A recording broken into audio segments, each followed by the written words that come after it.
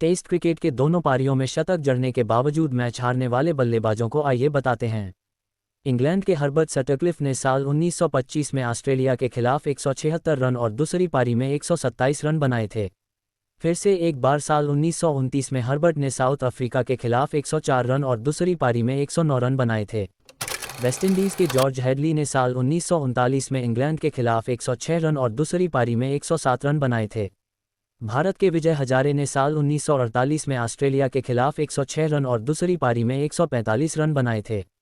West Indies के क्लाइडर Walcott ने साल 1955 में ऑस्ट्रेलिया के खिलाफ 155 रन और दूसरी पारी में 110 रन बनाए थे।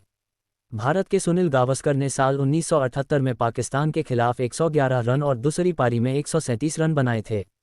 जिम्बाब्वे के एंडी फ्लावर ने साल 2001 में साउथ अफ्रीका के खिलाफ 142 रन और दूसरी पारी में 199 रन नाबाद बनाए थे। वेस्टइंडीज़ के ब्रायन लारा ने साल 2001 में श्रीलंका के खिलाफ 221 रन और दूसरी पारी में 130 रन बनाए थे। इंग्लैंड के एंड्रू स्टॉस ने साल 2008 में भारत के खिलाफ 123 रन और दूसरी पारी में 108 रन बनाए थे। साउथ अफ्रीका के हाशिम आमला ने साल 2010 में भारत के खिलाफ 114 रन और दूसरी पारी में 123 रन नाबाद बनाए थे। भारत के विराट कोहली ने साल 2014 में ऑस्ट्रेलिया के खिलाफ 115 रन और दूसरी पारी में 141 रन बनाए थे। जिम्बाब्वे के ब्रैंडन टेलर ने साल 2018 में बांग्लादेश के खिलाफ 110 रन और दूसरी पारी में 106 रन नाबाद बनाए थे।